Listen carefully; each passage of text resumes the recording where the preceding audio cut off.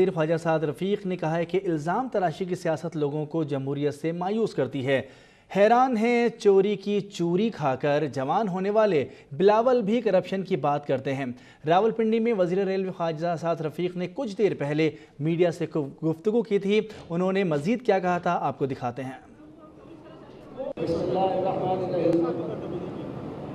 گزارش یہ ہے کہ چونکہ یہ پریزیڈنٹ صاحب کی سیکیورٹی کا معاملہ ہے اور ظاہر ہے اس میں کمانڈ کے اندر ریلوے پولیس نہیں ہے، آبویسلی پریزیڈنشل سیکیورٹی اس کو کنٹرول کرتی ہے، وہی نا ریلوے پولیس تو نہیں ہے نا، مجھے ایسا کرنا مجھے اجازت ہے جواب دینے کی۔ بہرحال میں یہ گزارش کرنا چاہتا ہوں کہ اگر کسی دوست اور ساتھی کے ساتھ کسی سیکیورٹی اہلکار نے کوئی مس بہیو کیا تو میں معذرت خواہ ہوں اور اس کو انشاءاللہ ہم سوتا ہوا بھی کریں۔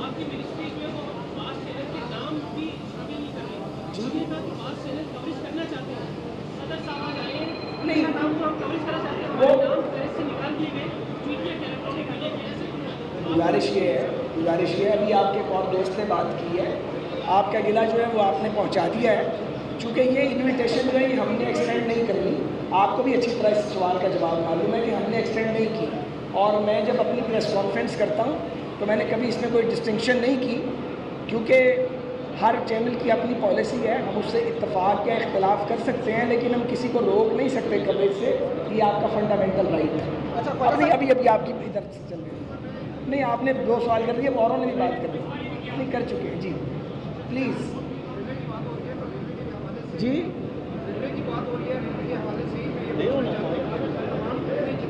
یار مائک دے دینا، ان کو آواز نہیں آ رہی، شاہ صاحب مائک دے دینا جی، آواز تو بھی کھولو۔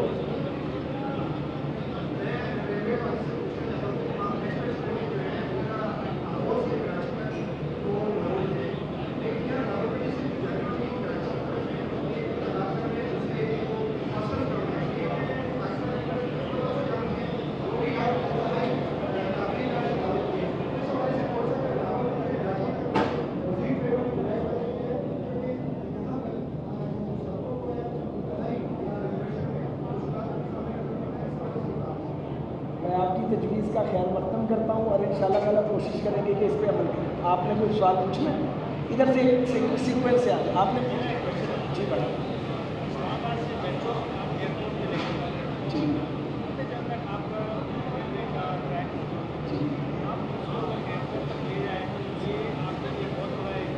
یہ بالکل ٹھیک ہے، اور یہ جو ہمارے انڈر کنسیڈریشن ہے اور جو منسٹری آف ریلویز جو ہے وہ اس پہ پریپریشن کر رہی ہے، میں اس سے اتفاق کرتا ہوں۔ خواجہ صاحب یہ بتائیے گا کہ صدر مملکت لاہور سے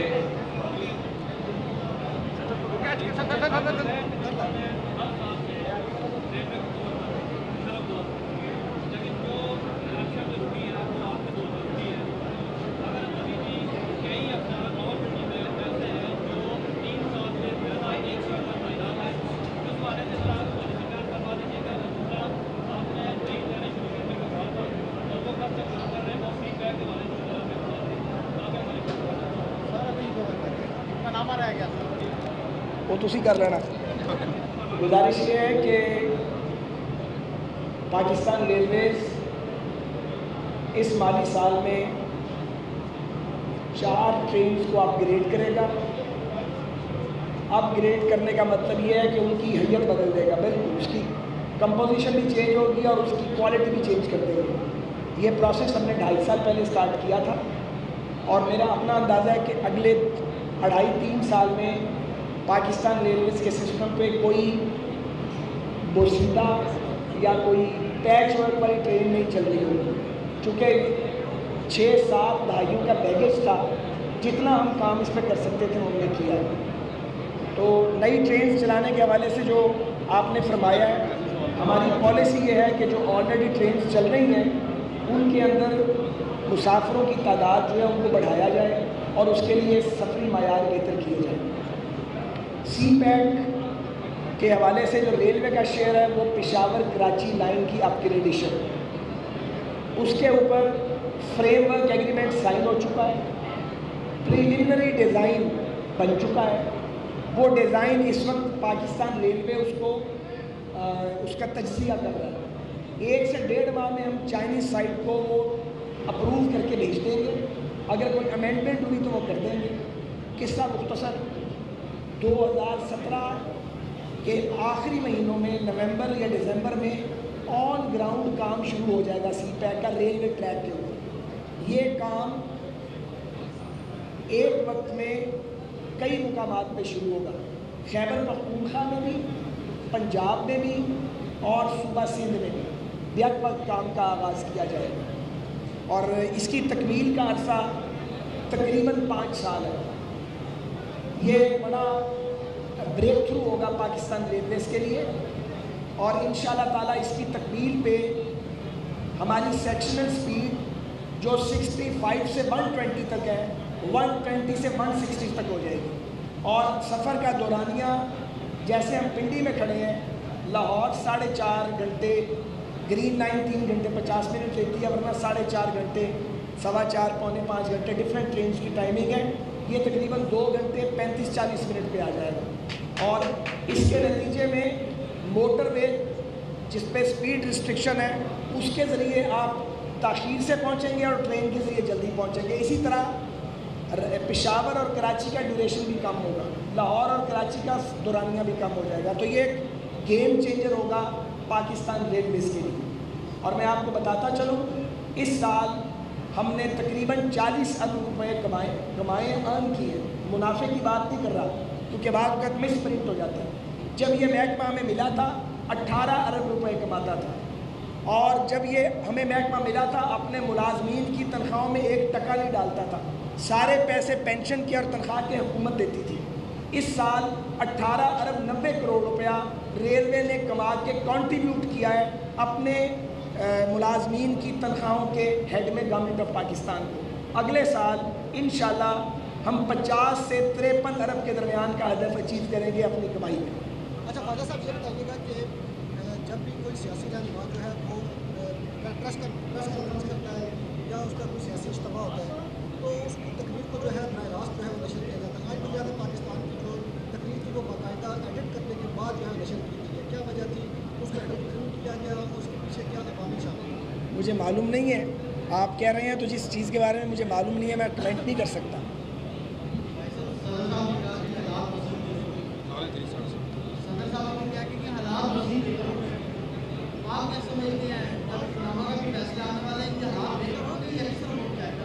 وہ کہتے ہیں نا, تندیے باد مخالف سے نہ گھبرا اے عقاب, تندیے باد مخالف سے نہ گھبرا اے عقاب, یہ تو چلتی ہے تجھے اونچا اڑانے کے لیے.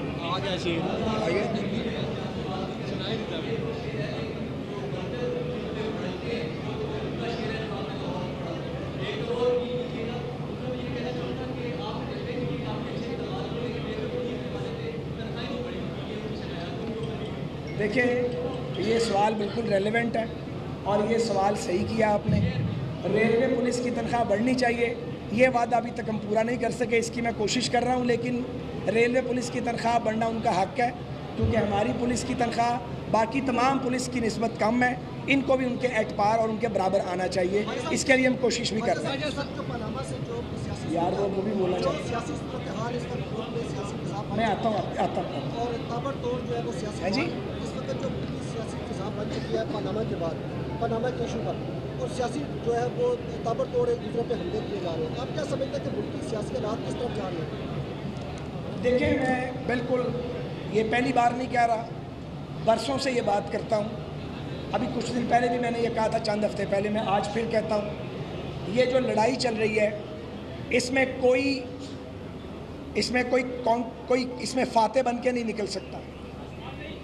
میں بھی چور, آپ بھی چور, وہ بھی چور, وہ بھی چور. یہ جو الزام تراشی کی سیاست ہے, میں کروں یا کوئی اور کرے, یہ کاؤنٹر پروڈکٹیو ہے اور یہ لوگوں کو جمہوریت سے مایوس کرتی ہے. اسی لیے جناب عمران خان سے ہم نے یہ گزارش کی تھی کہ حضور پیپلز پارٹی اور مسلم لیگ نون آپس میں لڑنے کے بعد برسوں اس نتیجے پہ پہنچ گئی تھی کہ ریڈ لائن عبور نہیں کرنی اور ایک دوسرے کے چہرے, کپڑے اور یہ جو اس کو گدلا نہیں کرنا, داغدار نہیں کرنا. لیکن اب کیا کیا جائے کہ وہ انہوں نے پچھلے کئی سال سے ایک سٹانس لیا ہوا ہے. پہلے وہ ریگنگ یعنی دھاندلی پر بھی اسی زور و شور سے وہ ارشادات فرماتے تھے، دھرنے دیتے تھے، احتجاج کرتے تھے. پھر وہ بہرحال کھودا پہاڑ نکلا، چوہا بھی نہیں نکلا، بلکہ نکلا ہی کچھ نہیں. اس کے بعد اب مجھے 2 منٹ دے دیں آپ کو موقع. اس کے بعد اب اسی زور و شور سے وہ کہتے ہیں کہ جی لوٹ کے لے گئے، کرپشن ہوئی، جبکہ یہ مقدمہ بنیادی طور پہ شریف خاندان کے ایسٹس کی طرف چلا گیا ہے کہ میاں شریف صاحب مرحوم کے ایسٹس کیا تھے. اور وہ چھان بین کی جا رہی ہے جب میاں نواز شریف صاحب شاید یونیورسٹی سے ابھی نکلے تھے اور سیاست سے کوسوں دور تھے. انہوں نے سوچا بھی نہیں تھا میں سیاست میں آؤں گا. بہرحال میں یہ ضرور کہوں گا اب چونکہ اس راستے پہ چل نکلے ہیں تو باقیوں کو بھی اس کے لیے تیار رہنا چاہیے. اور باقیوں میں سیاستدان بھی ہیں اور غیر سیاسی لوگ بھی ہیں. ہم نے تو یہ بھگتا لی ہے اور انشاءاللہ باقی کو بھی بھگتا لیں گے. ہم JIT میں جس کے اوپر ہمارے شدید تحفظات تھے اس میں بار بار پیش ہوئے، ہمیں القابات دیے گئے، ہم پھر بھی پیش ہوئے. عدالت جو فیصلہ کرے گی ہم اس فیصلے سے اتفاق کریں یا نہ کریں اس پر عمل درآمد ضرور کریں گے اور فوراً کریں گے، کیونکہ ملک میں انتشار یا افراتفری پیدا نہیں ہونے دینی. اداروں کا وقار ملحوظ خاطر رہنا چاہیے اور رہے گا انشاءاللہ تعالی. لیکن میں یہ ضرور کہوں گا جنہوں نے یہ کھیل کھیلا ہے وہ جو نظر آ رہے ہیں اور وہ جو نظر نہیں آ رہے، یا وہ جو سیاستدان ہیں یا وہ جو آپ کے میڈیا میں بعض لوگ بیٹھے ہوئے ہیں، ان سب کو یا جو غیر سیاسی عناصر ہیں اس بات کا پتہ ہونا چاہیے کہ اگر احتساب کا یہ نیا طریقہ اڈاپٹ کیا گیا ہے تو احتساب کا یہ طریقہ صرف شریف خاندان تک اب نہیں رکے گا، یہ باقی حکمران خاندانوں تک بھی جائے گا. اس کے بعد یہ آگے بڑھ کے فیصلے کرنے والوں پہ بھی جائے گا، کیونکہ یہ نہیں ہوگا کہ ایک خاندان کا آپ احتساب ایک سرٹن طریقہ کار سے کر دیں اور باقی جو ہیں وہ دریا سے باہر بیٹھے رہیں. یہاں سے اب سب کو غسل کر کے نکلنا ہے، اس کی تیاری سب کو کرنی چاہیے. آپ کو موقع دے دیں کیونکہ انہوں نے بڑی دیر سے.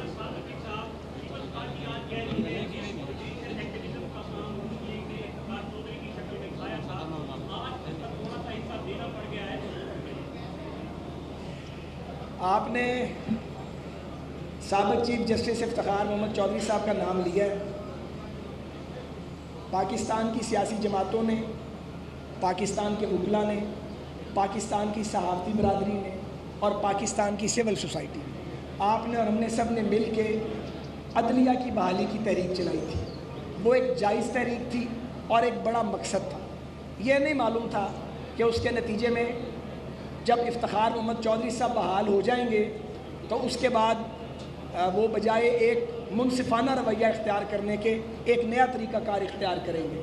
وہ انہوں نے کیا. پھر ہم نے یہ بھی دیکھا کہ ان کے ہونہار فرزند جناب ارسلان افتخار صاحب کا مقدمہ آیا. وہاں جو انصاف انہوں نے کیا اور جو انصاف کے پیرامیٹر قائم کیے گئے وہ بھی ہمیں معلوم ہے. اس وقت بھی ایک JIT بنی تھی. تو یہ چیزیں ظاہر ہے سامنے آئیں گی. یہ تو نہیں ہوگا کہ ایک خاندان کو پکڑ کے کٹہرے میں کھڑا کر دو اور جو لوگ وفات پا گئے ہیں ان کے کھاتے پوچھو. کرپشن اگر ہوئی ہے اور اگر کرپشن کا الزام ہوتا تو کسی پروجیکٹ پہ ہوتا، نہ کسی پروجیکٹ کا آج تک نام لیا گیا ہے. اور JIT کی رپورٹ میں بھی کرپشن کا ورڈ یوز نہیں کیا گیا. یہ بیماری صرف عمران خان صاحب کو، جناب شیخ رشید کو اور ان کے کچھ اور ہم نواؤں کو لاحق ہے، جس میں پیپلز پارٹی بھی بدرجہ اتم شامل ہے. ہم اس بات پر بھی حیران ہوتے ہیں جب چوری کی چوری کھا کر جوان ہونے والے جناب بلاول زرداری جو بھٹو کہلانا پسند فرماتے ہیں وہ بھی کرپشن پہ بات کرتے ہیں. تو یہ قیامت کے آثار ہے. اسی طرح ہم نے PTI میں ان لوگوں کو بھی دیکھا ہے جو سر سے پاؤں تک پچھلے دور کی کرپشن میں ڈوبے ہوئے تھے. اب وہ عمران خان صاحب کے لیفٹ اور رائٹ کھڑا ہو کے دیانتداری کی، امانت کی، صداقت کی، وفا کی اور نیا پاکستان بنانے کی بات کرتے ہیں. تو لوگوں کو بیوقوف نہیں بنایا جا سکتا. لوگ سب کچھ لوگ سب کچھ دیکھ رہے ہیں. اور میں یہ ضرور عرض کروں گا کہ 18 کے الیکشن میں 2018 کے ان کی کوشش ہے کہ گالی اور الزام کی بنیاد پہ الیکشن لڑیں. ہم انہیں گالیاں نہیں دیں گے جواب میں، کیونکہ ہم نے کام کیا ہے اور ہم کام اور کارکردگی کی بنیاد پہ آئیں گے. باقی انشاءاللہ تعالی یہ نظام بھی چلتا رہے گا اور جمہوریت بھی چلتی رہے گی. ہماری جانب سے کبھی جمہوریت کو نقصان نہیں پہنچ سکتا. ہمارے اوپر سے بھلے آپ روڈ رولر گزار دیں مگر ہم جمہوریت کو، قانون اور آئین کی حکمرانی کو اور عدالت کے وقار کو اور اداروں کے وقار کو नुकसान नहीं पहुंचने देंगे, भले हमारा वकार जितना भी मजरू कर दिया जाए। भाई साहब, आपने अभी बात करते हुए कहा कि अदालत का फैसला मानना या ना मानना। यार रेलवे पीछे रह जाएगा, सियासत पे बात शुरू हो गई। अदालत का फैसला मानना या ना मानना। नहीं भाई, ये मीडिया का हक है, हर बंदा नहीं। आपने ये बात की है, उसकी वजह क्या है कि क्या आपके हक में फैसला आएगा तब आप मानेंगे, और अगर आपके मुखालिफ आएगा तो आप नहीं मानेंगे, कि क्या आपने? नहीं, मैंने ये गुजारिश नहीं की। मैंने ये गुजारिश की है कि अदालती फैसले उन पर अमल होना चाहिए, और जब अदालती फैसले आ जाएं, वो आपके ख़िलाफ़ आएँ या आपके हक़ में आएँ, उनको सब फरीकों को उस पर अमल दरामद करना चाहिए। और ये कि अदालतों पर शुबा नहीं करना चाहिए। अदालती रिमार्क्स पे हमारे एतराज़ात हो सकते हैं, इंसाफ की फराहमी के तरीक़ाकार पे हमारे इंसाफ हो सकते हैं, लेकिन अदारों पर एतराज़ नहीं